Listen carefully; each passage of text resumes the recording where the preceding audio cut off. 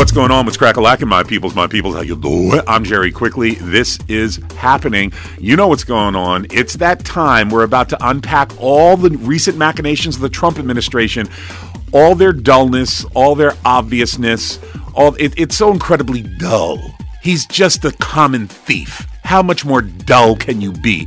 Well, here today to discuss some of the new goings-on, including Michael Flynn running from the courthouse with his tail between his legs yesterday so he wasn't going to get a jail sentence because Emmett Sullivan, the judge, made very clear, sir, if you demand I sentence you today, you will not like the outcome.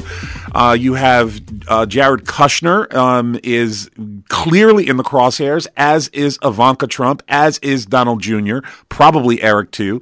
I think maybe Tiffany escaped and Barron escaped, but the rest of his family is going to jail, potentially. Joining us today to discuss all that and more, Pulitzer Prize-winning investigative journalist and author David Cay Johnston. David, how are you? Welcome back to This Is Happening. Well, glad to be here.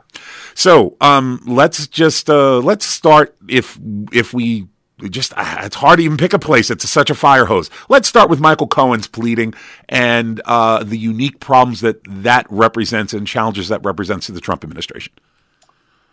Well, we have this is absolutely astonishing what's happened here. We have the man who was the national security advisor to the President of the United States, who President Obama warned Donald Trump to stay away from, admit that he was acting as a foreign agent.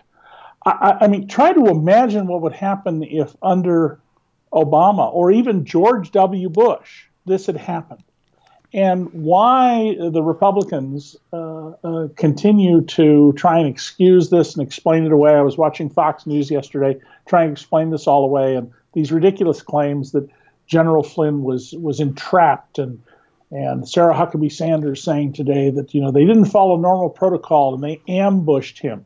This guy is a 33-year military veteran. He doesn't know you don't lie to the FBI. But more importantly, he was a paid agent of two foreign governments. And so this is extremely disturbing. And what's even more disturbing is that while Donald Trump is going around denouncing his longtime, more than 10-year lawyer and fixer, Michael Cohen, he continues to speak well of General Flynn, who's confessed to similar and frankly much more serious crimes, which suggests that, you know, Americans overall, our hair should be on fire about national security, so long as Donald Trump is in the White House. It strikes me that well, there was something unusual in how Mueller chose to move forward with the sentencing of Flynn to begin with, because usually, whether it's a U.S. attorney or whether it's a special prosecutor, they will withhold the sentencing of the person until the case is essentially resolved to make sure that they can compel their full cooperation. And with Donald Trump, so that's one component of it. Another component, Jerry, let me address that, because I think that's a very good point, and I think most of the commentary and news reports in this have kind of missed a little bit what's going on here. You're exactly right that normally you hold off sentencing somebody like this if there's going to be a witness. It's very important to recognize that the paperwork filed in this case, the briefs on sentencing, the pre-sentencing reports, and the briefs by both the Mueller's team and by the Justice Department, and by General Flynn, were heavily redacted. The judge in this case, who has a long reputation for being pretty strict about compliance with the law, both civilly and criminal, the judge in this case saw the unredacted materials. And we don't know what he's seen that we haven't seen, but when he raises the question of whether there was traitorous conduct, you can't literally commit treason right now because we are not in a state of war declared by Congress. But traitorous conduct, disloyal conduct, is raised by the judge, strongly suggests that in those materials the judge has seen, but we have not, and in some cases Flynn may not have seen for national security reasons, there is something more disturbing than what has so far come out.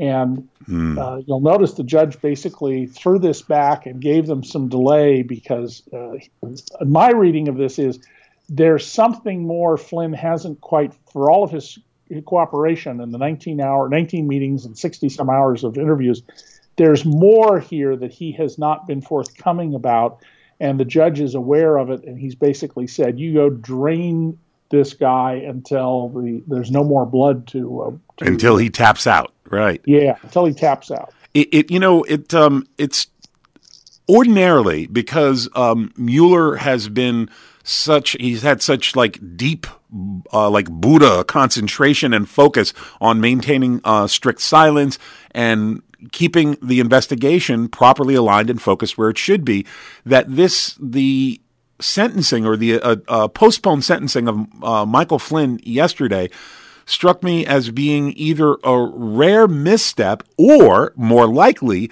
that there's something else that's being uncovered in how Mueller has chosen to go about this administrative component of sentencing.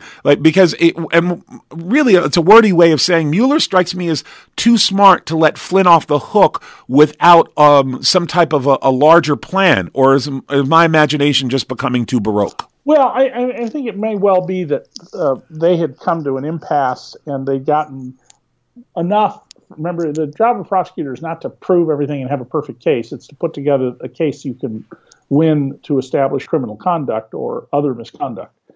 And it may well be that they felt that they had squeezed Flynn and that he wasn't going to move another step. And if there's something more there to get out of Flynn, the judge has sent a very clear signal. If you want to avoid jail or get a minimal jail term, General, then you're going to give up every last drop of knowledge. And Mueller's office, Flynn is a part of this story. But let's be clear: the target of this is and always has been Donald Trump, primarily, and secondarily the family around him, and then third are the members of the entourage like Mike Flynn and Cohen. I want to remind my listeners that my guest is Mr. David Cay Johnston. David is an investigative journalist, a Pulitzer Prize winner, and the author of the New York Times bestseller, It's Even Worse Than You Think, What the Trump Administration is Doing to America. Right now, Donald Trump is under 17 different investigations.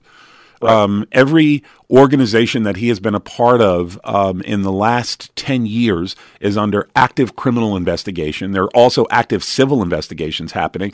And you have everyone who was in business with him has a seat at the table with Mueller. They're all rolling on Trump. They're all giving him up, with the exception of Roger Stone for now, whatever. But the point is that the vast majority of the folks that Donald Trump may have been or is alleged to have been involved in this broad spectrum of felony behavior with, they are all rolling and turning on Trump. You combine that with the fact that Donald Trump has never in his life had a reckoning for his illegal behavior, his criminal behavior, his uncivil behavior, and you have something of a perfect storm because everyone's got a place at the table, right? Everyone's getting some milk except for Trump, and he has no one to trade. Where is this going, David? And that's what he's always done in the past. Donald beat 4 federal grand juries in his 30s by ratting out other people or running out the clock. And he's never been held to account. The New Jersey Casino Control Commission was very careful, or the Division of Gaming Enforcement in the State Attorney General's office, to never ask Trump a question that would force them to revoke his license after they, improperly in my view and without reason, granted him a casino license. I mean, Australia found that he was too mobbed up to get a license, and many other jurisdictions said, no, we're not going to license you. In one way or another, and some of them they just signaled it so that there was no formal finding. And now Trump can't do that, and this is not the environment he's used to. In the 30 years I've known Donald, I've often thought about how this is a man who has these delusions, what a psychiatrist would call delusions of grandeur. He really believes that he is the superior human being, that he is smarter than everybody else, and of course he should be running America. In fact, he should run the whole world. And if you don't appreciate that, well, fake news and you're a fool. Wow. The problem with that is, of course, he isn't just a drunk in a bar. He's the president of the United States. So it's a little hard to argue that he's being delusional about that, right? Given where he's gotten to be. But Donald's trapped now. He's cornered, and he's got private organizations like Citizens for Responsibility and Ethics in Washington coming after him, led by former ethics chief lawyers for the Obama and George W. Bush administrations. He's got the attorney generals of New York, Maryland, and the District of Columbia coming after him on the emoluments clause, and a number of other attorney generals on other fronts. And he's got rats deserting the sinking ship. So what you have here is a mob boss, and that's what Donald Trump is. He's the third generation head of a white-collar crime family. They don't break your legs. They break your bank account using pens and threats and legal strategy and refusing to pay you what you're owed. And he's cornered now. And this is a very dangerous time for America because Donald doesn't have a moral core to fall back on.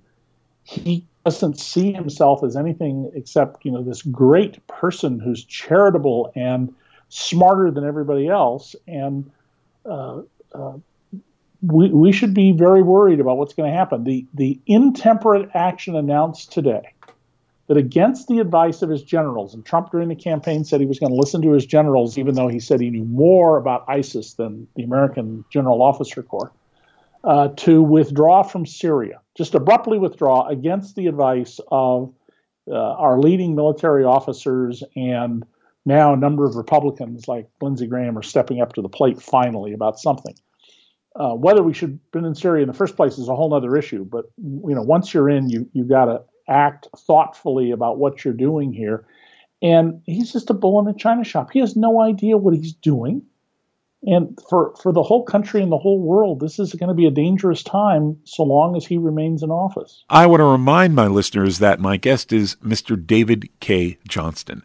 David is an investigative journalist, a Pulitzer Prize winner, and the author of the New York Times bestseller, It's Even Worse Than You Think, What the Trump Administration is Doing to America. David, I want to posit a theory I have about Trump and the Russians, and I blame entirely, I lay the blame for Trump's involvement with Russia at the feet of Rudy Giuliani.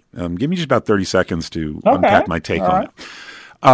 The reason I lay this at the feet of Rudy Giuliani is that the Trump family is a crime family, have been multi-generation transnational crime family. They were completely and are completely mobbed up. They were money launderers for the Genovese crime family for decades, decade after decade after decade. Money laundering, and the Gambinos as well. Right, Genovese and Gambino crime families. They were the one of the go-to money launderers in New York City. Rudy Giuliani in the 1980s had some successful RICO prosecutions of organized crime in New York, including the Gambino and Genovese families.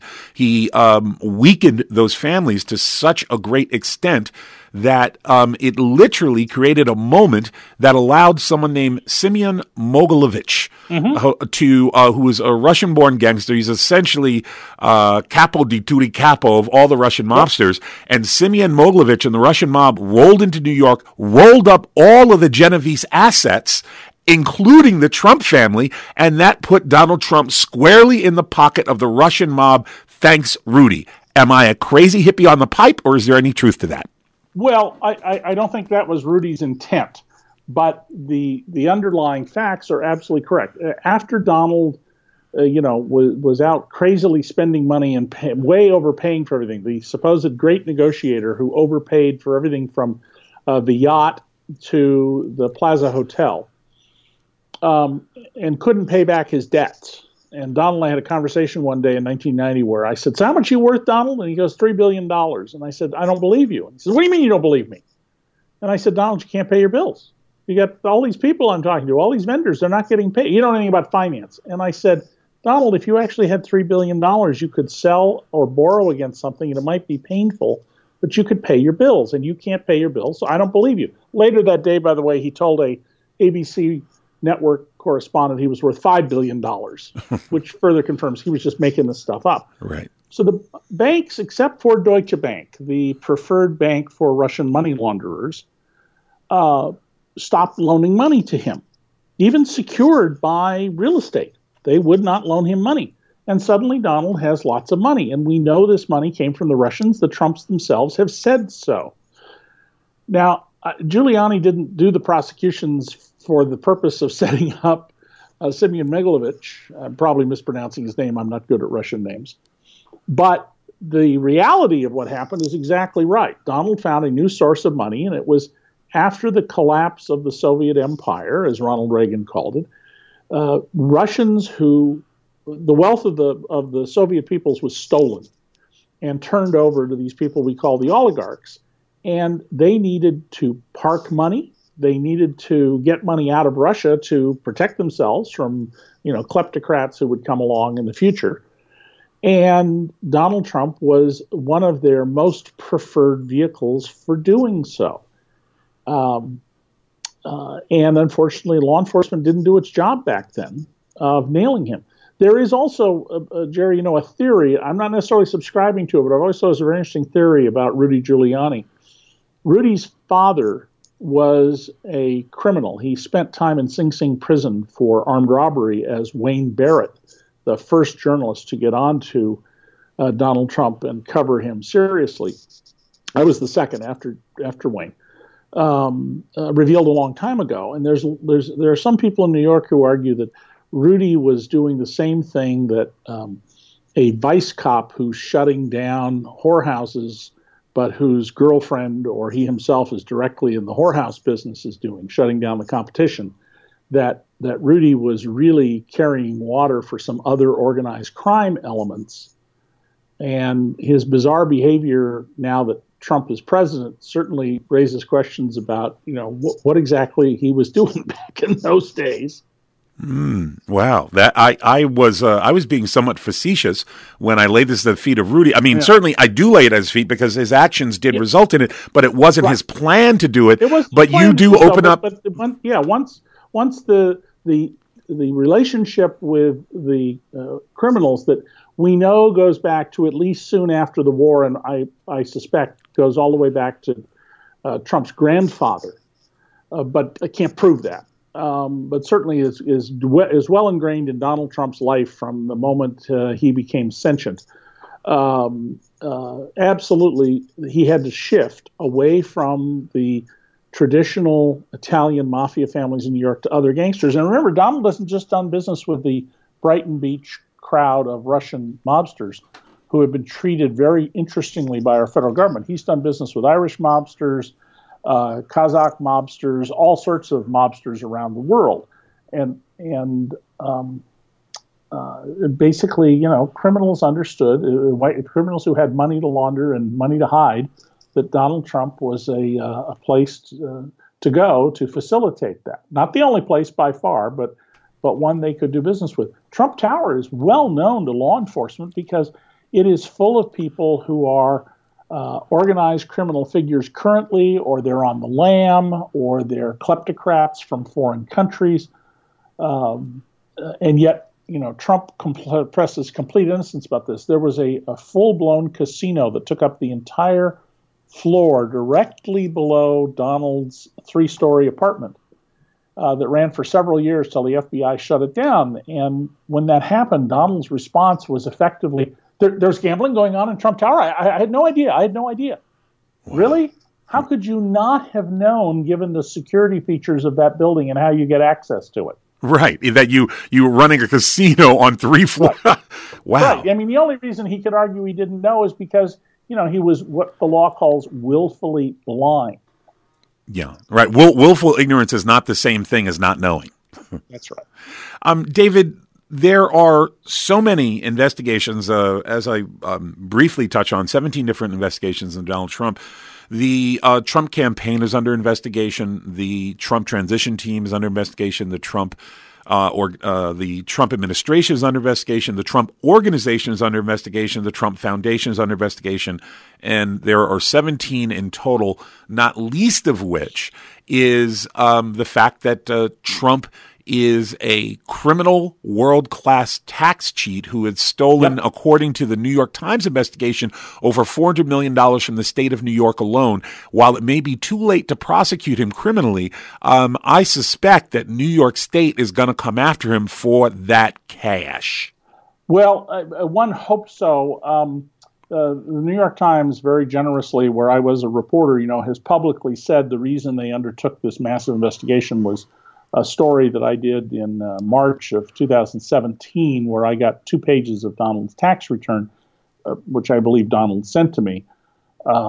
They suddenly realized that, it could be kind of embarrassing if their retired reporter were to come up with all this stuff. Of course, I didn't have the resources as a retiree to do what they did, and that is the most fantastic investigative piece, the most thorough and precise I have ever read in my life. And I've been doing this now since 1967.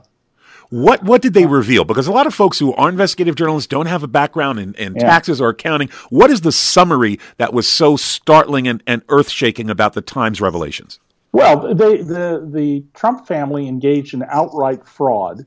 And they did so by a variety of means that mispriced things. So they would tell the government when transferring real estate from Fred Trump and his wife to the children that a building was worth X, and then they would list it to bankers as being worth 10X.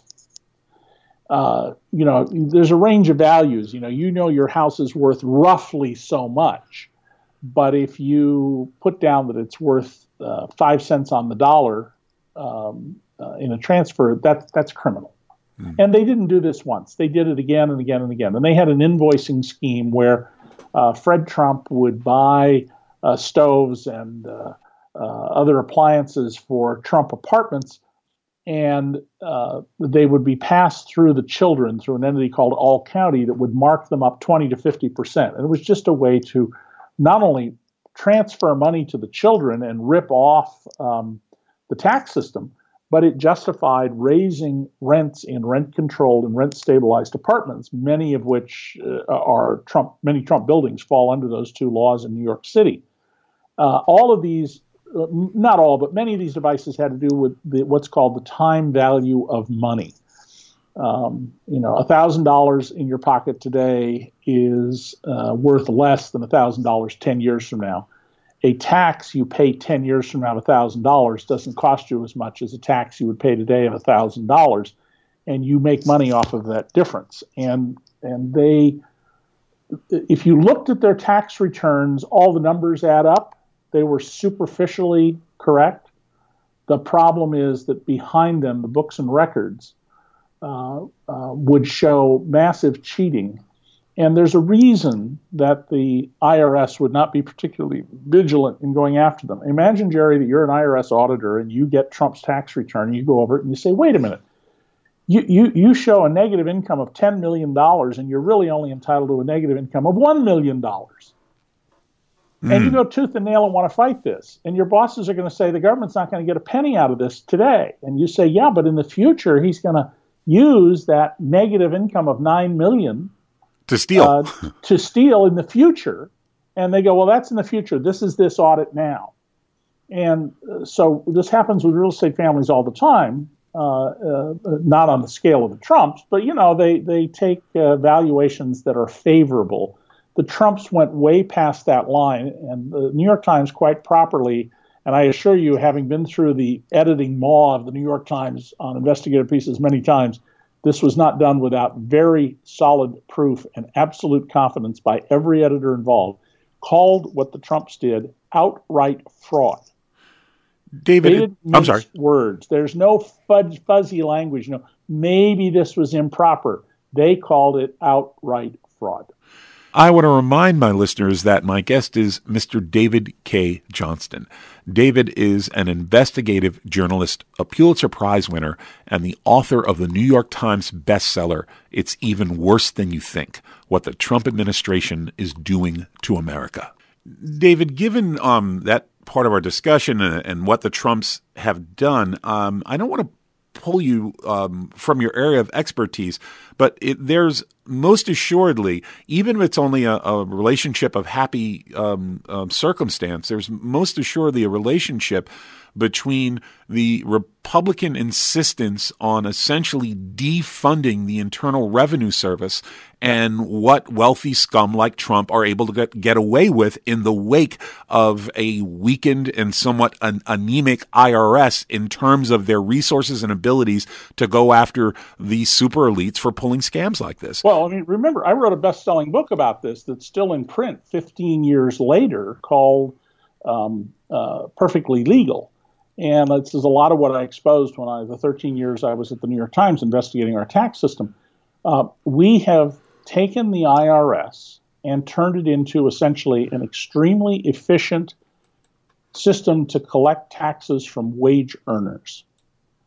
But if you are a landlord, a business owner who's in control of the business, now I'm not talking about executives companies, a business owner, and if you're an international business person who runs your own show, you tell the government what you say is your income. And unless you're audited, that stands. And if they don't audit you, generally within 3 years, you get away with your cheating.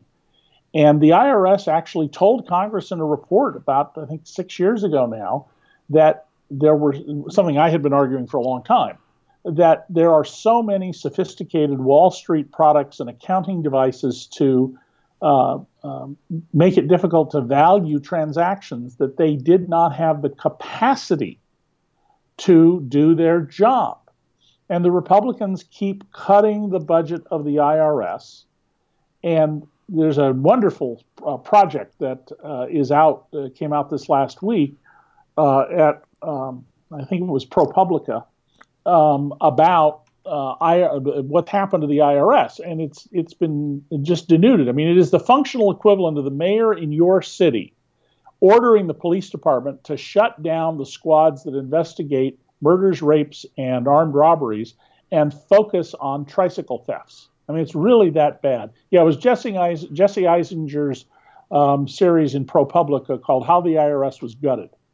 And it's a brilliant project about how you make this law enforcement agency ineffective for everybody who doesn't have what's called verified income. If you're a worker who gets a paycheck, or even a gig employee who gets 1099 forms at the end of the year, or you're a pensioner who gets an annuity, your income is all reported independently of you to the government. But if you're in business for yourself, if you're Donald Trump, you report, and we just don't police those people anymore. We don't have the resources to do it, and it is one of the biggest crimes in this country. You would be able to pay lower taxes, less in taxes, if we stopped this nonsense at the top and allowed people to both legally avoid through laws that we should adjust and criminally evade, as the Trumps have done, their obligations to support our government. David, before we lose you, there's just 17 investigations. It's hard cramming them all into a 30-minute interview.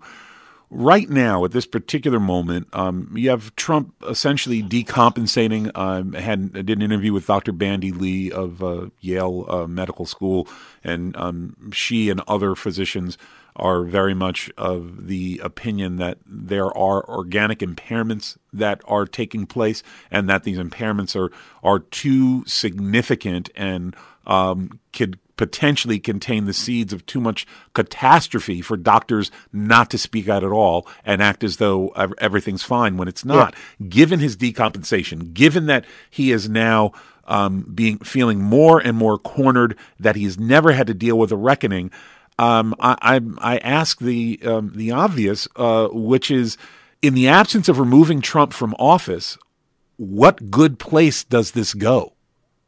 Well, there's no prospect that he will be removed by impeachment based on current conditions. It takes 67 votes in the Senate to convict, and they just don't exist. There's just no possibility. So impeaching him would be a tremendous political mistake, because it would embolden him and strengthen the people who believe that he's a demigod rather than a demagogue. I favor, rather than psychiatric analysis of him, the and it's in my biography of Trump, The Making of Donald Trump, using the Army Field Manual standards for promoting officers, because anybody should be able to understand these. And Trump fails all 6 tests there for being promoted as an officer. Do you take responsibility? Do you know what you're doing? Do you listen to advice? Do you keep your options open, et cetera? And Trump fails every one of these. And Donald clearly is not as sharp as he was back then. There's no question that he has.